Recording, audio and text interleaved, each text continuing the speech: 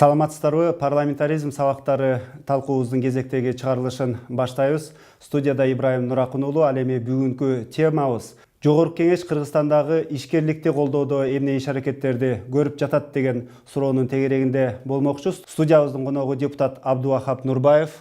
Жогорку Кеңеш менен кызматташуу боюнча Британ программасынын жетекчиси Джефф Лилли жана эл аралык ишкерлер кеңешинин аткаруучу директору Аскар Сыдыков. Кош келдиңиздер. Абдувахап мырза, кечээ күнү Кыргызстанда ишкерлердин күнү белгиленди. Ошону менен бирге Жогорку Кеңеште дагы ушул төраганын алдында ишкерлер кеңеши түзүлгөн. Ошого кирген мүчөлөр, ишкерлер бардыгы баягы өзүнүн ой пикирлерин Жогорку Кеңеште, Жогорку Кеңеш менен ишкер чөйрөнүн ортосундагы кызматташуу жөнүндө сөз болду да. Мына 6 айдан ашуун убакыттын ичинде эмне конкреттүү иш-чаралар жасалды же бул кезектеги эле баягы формалдуу уюмдардын бири болуп калдыбы? Жок, бул жакшы уюм болду. Бул бир ачылганынан биздин ошо төраганын алдында атайын ишкерликти колдоо кеңешин түзгөнбүз. Бул ушул инициатива ишкерлерден чыккан. Биз ушул мыйзам чыгаруучулар менен чогуу иштесек, анткени буга чейин өкмөттүн алдында болгондо сөз боюнча калды, көп нерсе мыйзам тарабынан өзгөрүлбөй келген экен да. Анан биз мына түзүп, биз 4 отурумун өткөздүк. Ошо 4-5 мыйзамга өзгөртүү киргизип атабыз. Ошо булардын бардыгын өткөн ошол айткан сунуштарын биз турмушка ашырып атабыз. Анткени биздин бизнес кеңеште төрага бар, анан ар бир фракциянын бирден өкүлү бар. Анан алар иштеште болмой, анан качан ошол иш менен өздөрү алектенип, ошол проблеманы ичинен билген адамдар менен кеңешкенде, ошол депутаттар деле ошо ынанып, бул чыныгы эл үчүн керек экенин сезип атабыз. Бирок ушул уюм баягы түзүлүп атканда эң башында айтылган нерсе бул Кыргызстанда көптөгөн мыйзамдар бири-бирине карама-каршы келет, ишкерлерге тоскоолдук кылган мыйзамдар бар. Ошолордун бардыгын топтоп бир сыйрамдай бир электен өткөрүп, анан кийин кемчиликтердин бардыгын жоёбуз. Ишкерлерге жакшы шарт түзүлөт деп айтылды эле. Ошол максатка канчалык деңгээлде жакындап калдык? Ошол максаттын үстүнөн иштеп атабыз. Биздин кеңештин алдында атайын мамлекеттик жеке өнөктөштүк мыйзам боюнча жумуш топ түзүлгөн. Ошол жумуштун топ жетекчиси болом, ошону иштеп атабыз. Эгер ошол мыйзамды биз киргизип практикалык жолдо турмушка ашыра турган жолдорун алып алсак, бул чоң бир жакшы алдыга түртө турган, экономиканы алдыга түртө турган, ишкерлерге чоң бир жол ачылат. Мына Джефф, сиз дагы мына Кыргызстанда ошо парламенттин көзөмөлү алдында парламент менен кызматташа турган ишкерлер кеңешин түзүүнүн демилгечилеринин бири болдуңуз. Буга эмне түрткү болду? Сиз көп жылдардан бери Кыргызстанда мына ушул сыяктуу долбоорлорду жетектеп келесиз, ушул долбоордо иштеп келесиз. Сиз Кыргызстандагы ушул бизнеске тоскоолдуктарды мындай көрүп атасызбы? Эң негизги тоскоолдук эмне деп эсептейсиз Кыргызстандагы ишкерчилик үчүн? This project, our project is called the Sport to Jogorku Kengеш project, and it's funded by the British government, DFID, the development arm of the British government. Жогорку Кеңештин алдында иштеп жаткан бул долбоор Британиянын DFID программасы аркылуу каржыланып атат. Максатыбыз бизнес менен парламент ортосундагы байланышты бекемдөө. Бул идеяны мындан 8-9 ай мурда ишкерлер өздөрү демилгелеп, биз көмөктөшүүгө бел байлаганбыз. Биздин иликтөөлөр көрсөткөндөй, адатта чакан жана орто бизнестин үнү парламентке жетпей калган ушулар көп да. Андыктан ишкерлердин башын бириктирген кошуундар менен парламенттин ортосундагы көпүрө болуп берели деген чечимге келгенбиз. Натыйжада Жогорку Кеңештин депутаттары ишкерлердин арыз-муңун угуп, алардын көйгөйлөрүн тереңирээк түшүнө баштайт деп ойлойбуз. Мунун пайдасы жалпы кыргыз элине тиет деп үмүттөнөбүз. As well as with the MPs, and I sit between the Business Association and the MPs right here. So in many ways, we're trying to be a bridge and bring what experience we can to facilitate a stronger relationship. So business's voice is heard in Parliament, and MPs have a better understanding of what the issues are. Айрыкча ушул Британияда же болбосо көптөгөн Европа өлкөлөрүндө бизнеске шарт түзүү аракетин бул көбүнчө өкмөт көрөт. Себеби дегенде бюджетти толтурууну каалаган бул эң биринчи кезекте өкмөт да. Өкмөт мамлекеттик бюджетти толтурат жана ошол бюджетти кайра бөлүштүрүп иштетет. Ал эми Кыргызстанда эмне үчүн ушул Жогорку Кеңеш бизнестин өнүгүшүнө кызыгышы керек деп ойлойсуз?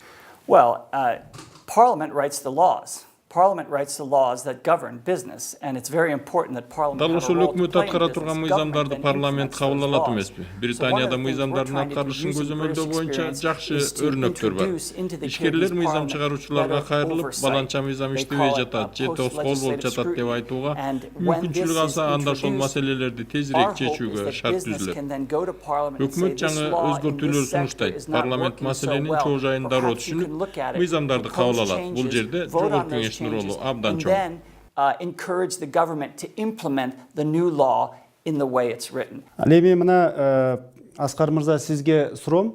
Мына эл аралык ишкерлер кеңеши бул мындай көпчүлүгүбүз түшүнгөндөй бул сөзсүз түрдө бул чет элдик инвесторлордун дагы башкын кошкон уюм болсо керек Кыргызстандачы. Бирок мына кече күнү төрага да жолугушуу болду, премьер-министр да жолугушуу болду. Ишкерлердин баардыгы эле мындай жергиликтүүдөй сезилет. Эл аралык уюмдар ошол майрамды байкабагандай сезилет. Кыргызстан эл аралык инвесторлорго, ишкерлерге кызыкпагандай сезилет. Сизге да ошондой сезилген жокпу? Бизге андай сезилбей эле, анткени чет өлкөлүк инвесторлор, айрыкча биз иштеген инвесторлор бул жерге келгенден кийин өзү жергиликтүү ишкер, эң биринчиден жергиликтүү ишкер катары баалашат, сезишет. Ошону биз дагы сезип атабыз да алар менен сүйлөшкөндө. Өзүңүздөр белгилегениңиздей, биздин бул кеңеште дагы отурушубуз бул дагы белги.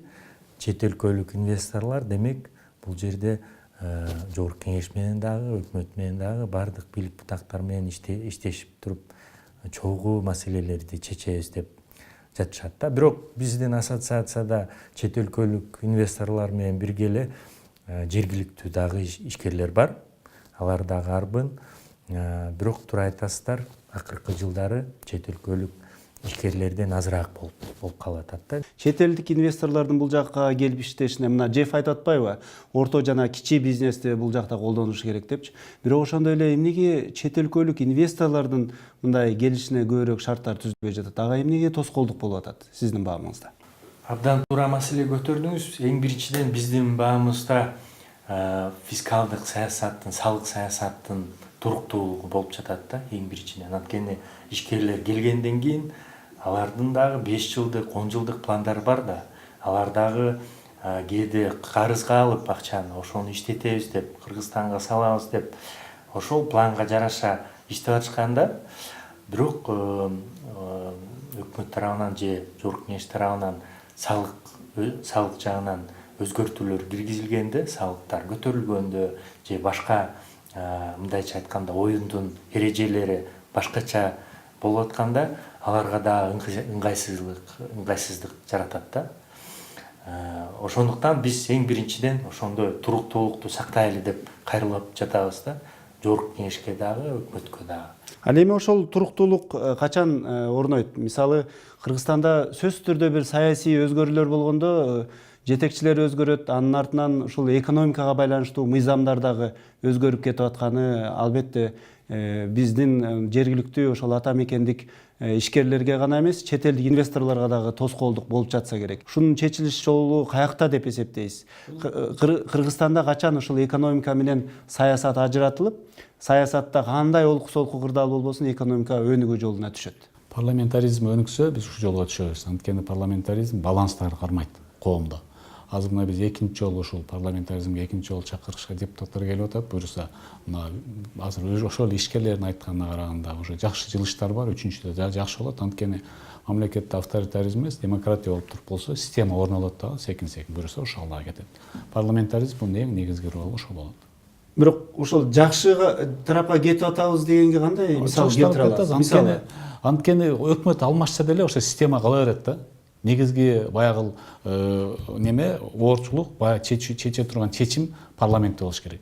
Парламент ошону алгандан кийин ал туруктуу 5 жыл болот да, өкмөт 1 жыл кетсе да, башка кетсе да ошол нерсени кармап калса, ошо мыйзамдарды сактап, көзөмөл кылып калса, бул стабилдүүлүккө алып келет. Мына парламентте көбүнчө мына чет өлкөлүк инвесторлор менен түзүлгөн келишимдер, жардамдар, ушулардын баардыгы парламенттен ратификациядан өтүп атпайбы, Чоң ири долбоорлордун баары парламенттен талкуудан өтүп атат.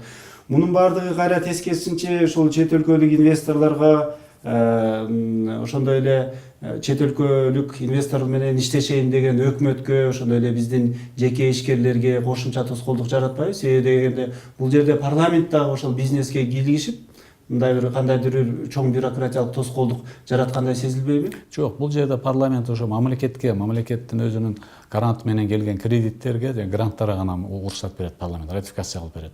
Түз келген инвесторлорго биз шарт түзүп беришибиз керек негизи. Мына азыр жаңы премьер-министрдин жаңы командасы ушу тарапта иштеп атат.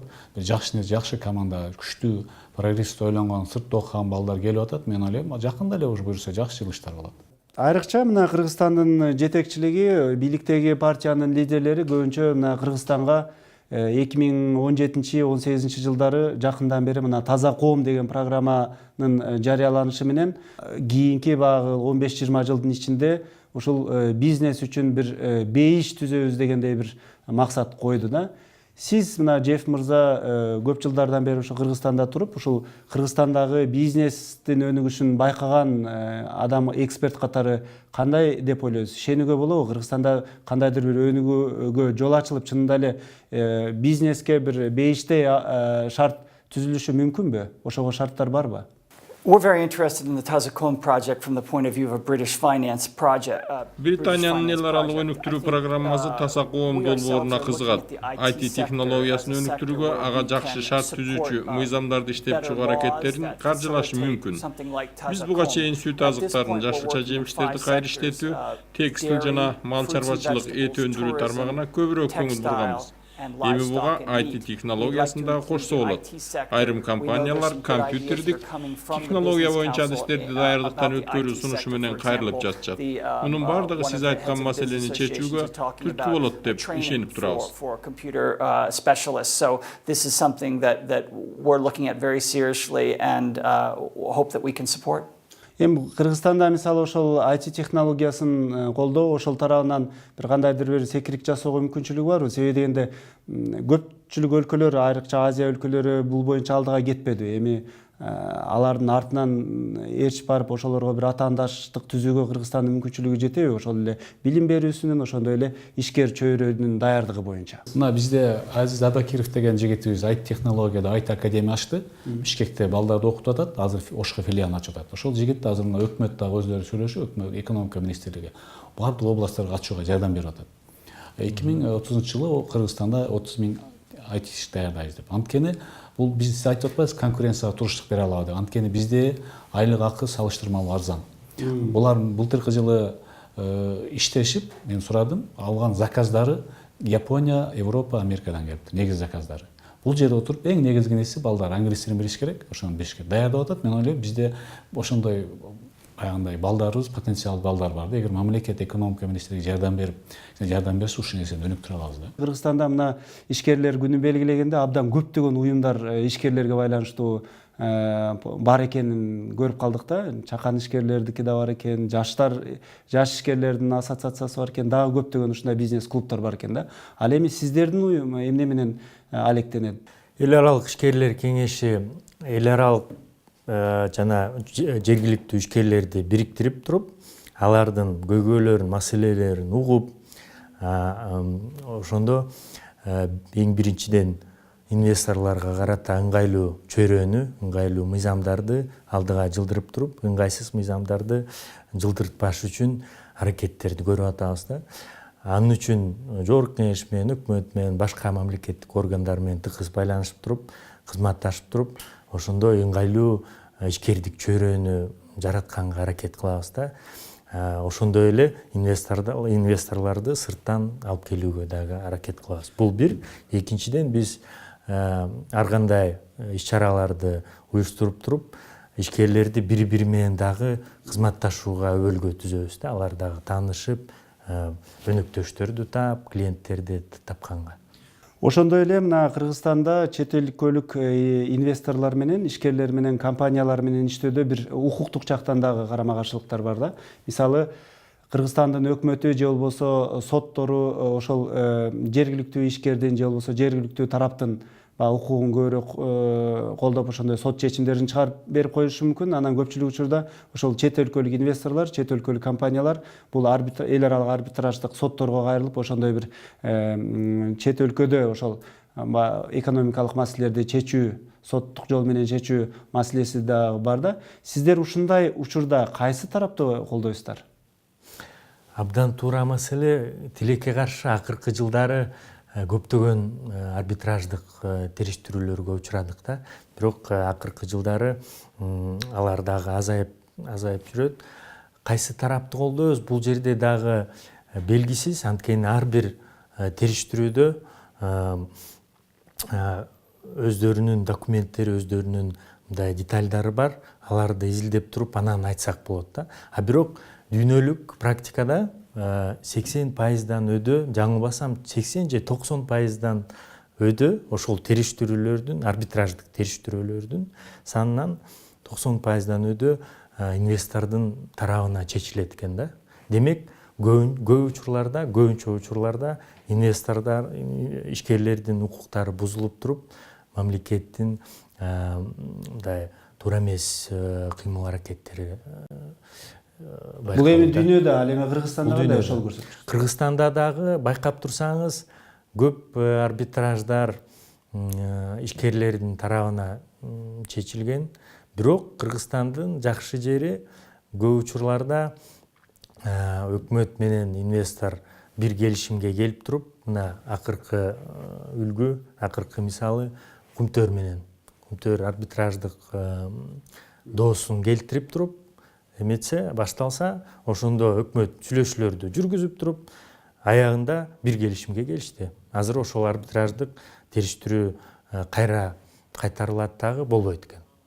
Ошондо ошол көрүнүш дагы жакшы болуп атат да. Буюрса биз ушундай териштирүүлөргө келтирбей эле сүйлөшүү жолу менен чече берсек ишкерлердин маселелерин деп атабыз да.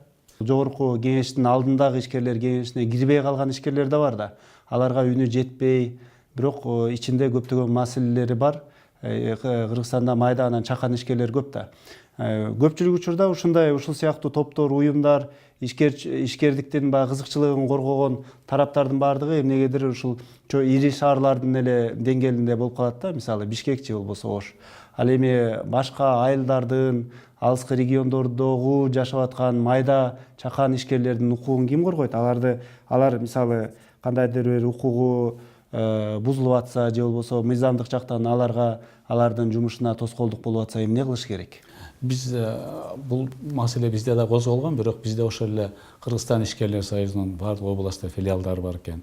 Жаш ишкерлер ассоциациясынын баардык жерде өкүлчүлүктөрү бар. Ошолор аркылуу да маалымат алып турабыз. Сөз региондордун кызыкчылыгы да бул жерде каралган, бирок алар бизге түз кайрылса да болот. Мисалы үчүн кимде кандай проблемасы болсо, биздин бизнес кеңешке келсе биз ошол жерде караганга даярбыз.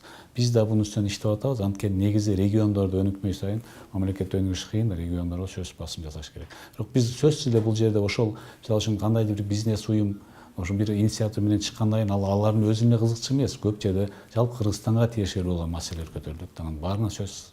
Туура айттыңыз.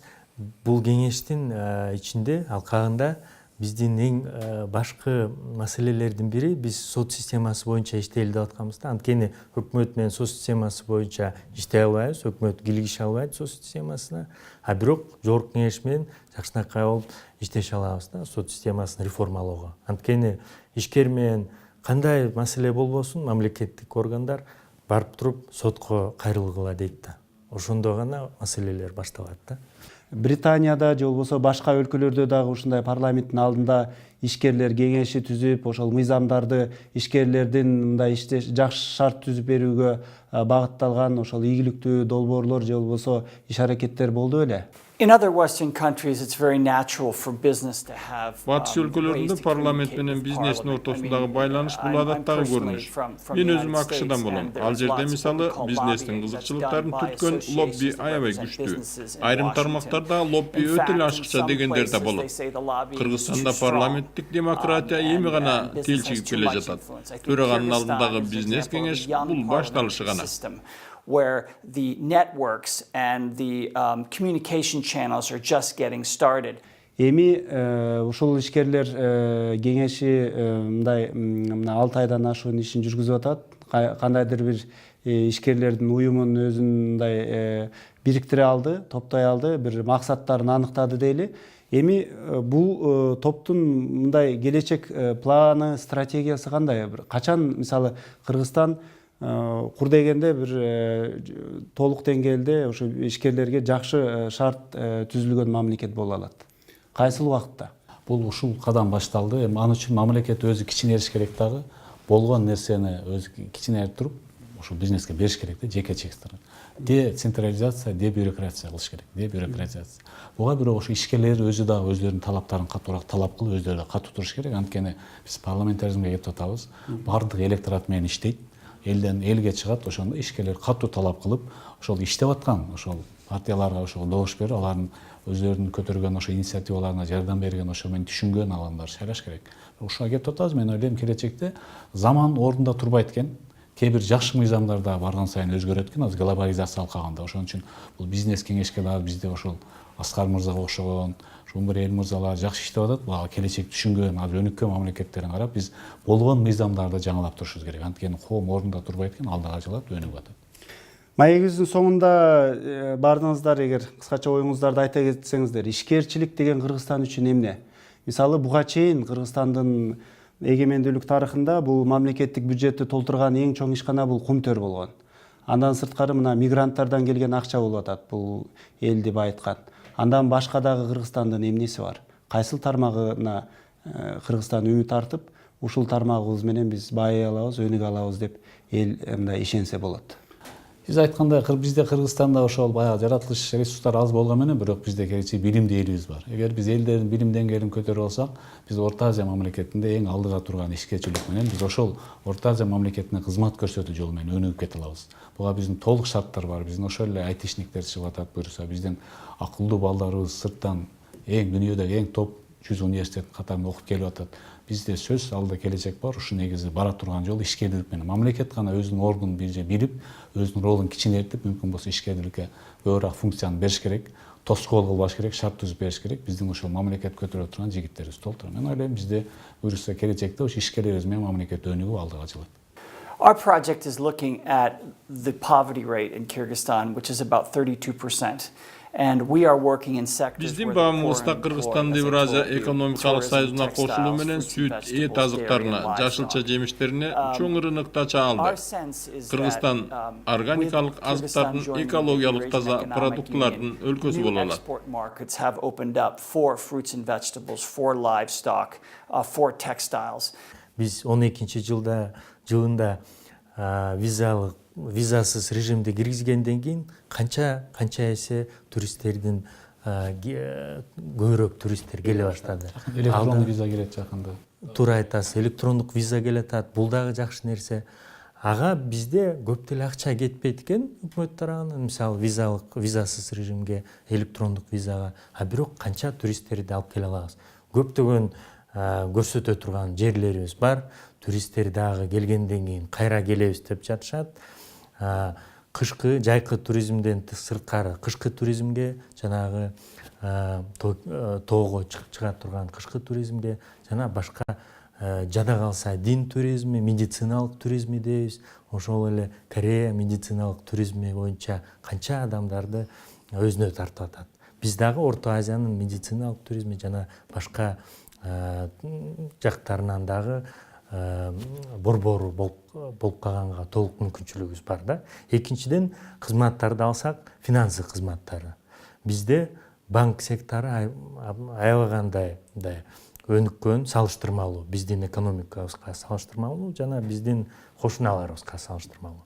Ошону дагы эле алдыга жылдырып туруп, аларга льготтук кредиттерди алып берип туруп, башка өлкөлөрдөн, башка финансылык институттардан берсек, алар дагы биздин региондорго, ишкерлерге льготтук кредиттерди таратып туруп, буюрса ишкердикти өркүндөтүүгө болот да. Маегиңиздерге рахмат. Парламентаризм сабактары талкуубуз ушуну менен соңуна чыкты. Студиябыздын коноктору депутат Абдувахап Нурбаев, Британия өнүктүрүү программасынын жетекчиси Джефф Лили, ошондой эле эл аралык ишкерлер кеңешинин аткаруучу директору Аскар Сыдыков болду. Саламатта калыңыздар.